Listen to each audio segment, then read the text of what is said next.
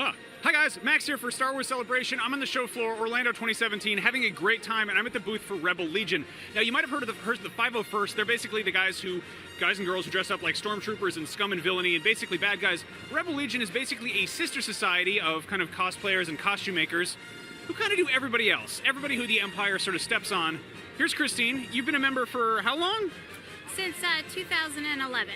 Okay, and the organization itself has been around since 2000, you said? Correct, yes it has. Awesome, and so you guys do kind of similar stuff to the 501st. You guys all kind of, you make appearances at charity events? Absolutely, yes. We're sister-brother organizations. That's awesome. Now, so you guys actually have like a really wonderful show floor presence here. It sort of feels like a museum and an art show kind of combined. Absolutely. What's on display here? Well, we have a lot of fan-made props, costumes. The costumes we actually wear ourselves. So we have over here the lovely Wampa that you saw. That will be actually on our member tomorrow. Okay. So we have that, and then we have over here, we have we have Wampas on display over here. We have Chewie over here. Okay. We have my Ewok. This is my Ewok Shugu. Oh, Shugu. Shugu is my Ewok. We have some Tuskens. We have one here. We have another Tusken over here. Oh, good lord! You never know what you're gonna find. Okay. Well, yeah, they do march single file to hide their tracks, or stand perfectly still to hide. So I love that you've got clearly the hiring practices are kind of loose in the Rebel Legion. You've got some shady characters. You've got the Tusken Raiders. I noticed you've got Captain Athano over there and Quiggold. Have you seen like a resurgence in just kind of new Force Awakens characters, or just? We have seen a lot. It takes a lot of research for our members to do these costumes. We have some rules. The costumes have to come like straight out of the movie. So you have to research it scene by scene. So it takes a lot of time. These costumes are relatively new. It's going to take a lot of time. That one costume, Quiggold, took months for them to craft. Straight latex hair. If you go up close, you're going to see each hair just hand-stitched into the face. Now, I love this. You've got these bandoliers hanging up back here. What's the difference between these? It's basically each movie. You're going to take a look. They are screen accurate. He actually goes frame by frame. There's different scratches on each box, depending on what movie, what scene. Okay. So is there anything in there is there anything in there, period? Is it bowcaster quarrels? Is it that detailed, or is it just kind of proppy? It's kind of proppy right now. Okay. You can. He makes them to work, so you can put whatever you want in them. If you put trading cards, we have trading cards for the kids, because we go to hospitals. That's awesome. We do a lot of charity events, so you put the trading cards in there. Now, when you show up at thank you, wonderful. I've never gotten a card from a sand person. Thank you. So when you go to charity events or hospitals, do the kids respond less favorably to maybe certain sort of more scummy and villainous types of characters, or are they kind of just excited to see Star Wars there? They're excited to see all of us. It's really weird. Sometimes they'll be a little scared at first, but then they fall in love. They love it. They love the movies. They love that you've stepped off the screen. You're there. They get to interact. It's a childhood, Yeah, There's just it's just everything. Yeah. What I think is really awesome is that you guys, as rebels, you're very accepting and open, and you're the good guys, but you're also very, very strict about getting things to be accurate. Do you allow expanded universe characters, or is it just movie stuff? We do allow expanded universe characters, absolutely. You just have to have at least 3 references, screen reference. Okay, so it's like a job, yeah. Yes, absolutely, yes. Okay. You can take it from a book. It just has to basically be in detail, like certain details of the costume, color, that sort of stuff. Mm-hmm. Gotcha. Now you guys have set up this entire NEMA outpost over here. How long did this take? How long has it been in the works? What should I know about this? This is what we're calling a living CRL. CRL is Costume Reference Library. Basically, that's what we use to detail what our costumes are. Off the screen, you need to know exactly what it means, what button is here, what material it's made of. Most people, they want to know what our costumes are made of, what they feel like. So here, our kids can actually come and touch and feel what Jawa's robe is made out of. It's monk's cloth, so we have it on the table over there. You can feel what Leia's gown is made out of. Most times, you're never going to know that. So that's fantastic, because I know, from experience, you can find tons and tons of reference material on the internet for props and, close-up photos and everything. And as the internet's gotten, bigger and faster, it's been easier to get high-res stuff. But the actual feel of something is totally different. So, you can walk into a fabric store and be like, I'm going to make a Jawas robe, and walk out of there with some awful polyester thing or a sisal rug or whatever. Can we go in there and poke around a little bit? Absolutely, yes. All right, here, I'll let you lead the way. I'm a stranger around these parts. So what are these parts and pieces made out of here? Well, we've got pots that were donated to us. These are actual pots. They're similar to what was used in Rogue One. So we wanted to just have some pots that look like that, and then we have some pots that were from Force Awakens. So parts, actually people found stuff in their garage, side of the road, anything. Okay, that makes sense. Yeah, seriously, we have parts from computers, parts from cars. It's everything. Air conditioning filters, dryer vents, all that. Yeah, that's how you make a Star Wars. Absolutely. This booth has been in plans for year and a half maybe, basically since Star Wars was announced for coming here. For Celebration. So we've been planning, we've been putting together. We started building this booth Tuesday morning.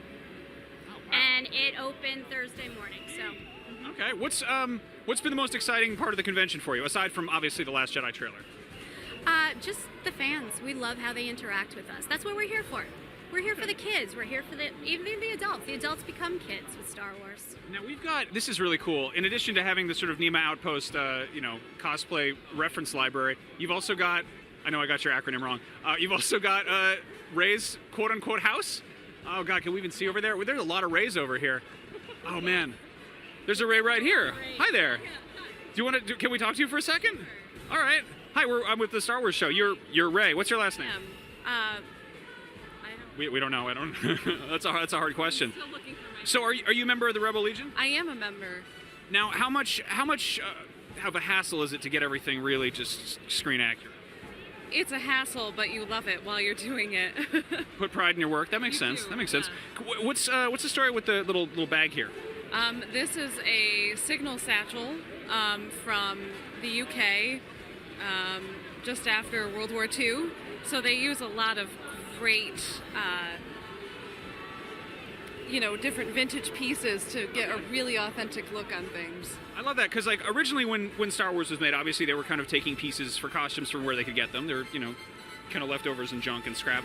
But now it's like they have all the budget in the world, but it's still, you got to get that kind of true to form stuff. Yeah. How much of the Rey costume is kind of pieced together from kind of scraps and so forth? Because she's very much kind of Jakku is a scavenger planet. Yes. I would say a lot of this was things that I had to find and search for to make sure that I had them right and close to the movie. Wonderful. Well, you gotta have to make a whole new costume soon enough. But thank you for your time. Thank you. Now these are some lovely tables over here. Let's get a shot of these really quick. Are these would these work on a patio? They would. They are actually fan made. These are made from recyclable cans. These are the cans that you find in a movie theater where you would put bottles in. Oh, cool. Okay, well, good to know. And then what have we got going on here? This is sort of Moisture evaporator. okay. Is it just fresh out of the box, or have we not weathered it yet? It hasn't been sandblasted yet. Okay, there you go. You just leave it out in the Junland Waste for a little bit, and Yes. it'll get taken care of. So what's going on here? This isn't allowed. This is bad news. It's been on the desert planet for a while, so you can touch it, you can feel it, but yeah, basically it's just all junk. Okay. What in addition to the Ewok, what kind of costumes have you done? I have 3. I have the Ewok, a female Tusken, and a Jawa as well. Wonderful. So which is the most fun to play? Because, I know that Ewoks love to celebrate and Jawas love to, steal stuff, and Tusken Raiders love to attack farm boys. Absolutely. I do enjoy the Ewok. That is my favorite. My heart belongs to the Ewok. Ewoks are pretty great. Which Ewok is yours in the movie? Do you know about that? Mine is probably the closest to low gray. Okay. Yeah, because I was trying to take a picture earlier and I wanted to know which one it was, and I was looking up Ewok names, and it goes pretty deep there. There are quite a few of them. I was like, is that a Logray, or is that a Paplu, or a Timo, or then it just starts going into stuff that sounds like medications. Okay, this is incredible right here. How many Reys have you gotten, if you had to kind of guess, that have come onto the AT-AT foot? We have probably had at least 30, 40 just today. That is quite a lot of Reys. How did what went into the to the foot here? The foot, The foot is basically just a metal frame with some fiberglass over it. It's about 150 pounds. It's not very heavy. Wow, that's incredible. Is it sturdy enough to live in and eat weird blue bread if you wanted to? You could if you wanted to. Wouldn't be comfortable, but sure, absolutely. Yeah. Well, it's hard out there for a desert scavenger. Wow, okay. So let's work our way back here and take a look. You've got a bunch of patches and pins and stuff. Tell me a little bit about your different garrisons and outposts. I guess you don't have garrisons. You have outposts? Or bases? Bases, okay. Bases. We have bases. Basically, bases are each state. This state for Florida is called Recora. I'm the base commander for Recora. But for Rebel Legion, each base is each state, and so we have one for every state, and we have for we are in 28 countries. Wow. What's the most far-flung country, would you say? Probably Japan. Japan is up front. That's amazing. So, do you ever find that people who are trying to replicate like props and costumes run into trouble because something that maybe was available to prop builders in, San Rafael or near, the Elstree or whatever? Yes, yeah. So we basically share. If you can't find it there, we can probably ship it. We kind of share with each other. I love that. So people are having junk shipped across the world. We're gonna head over this way. We've got. Okay. So what are the rules for letting kids join a rebellion? Well, we have something that's called the Galactic Academy that's just for children under 18.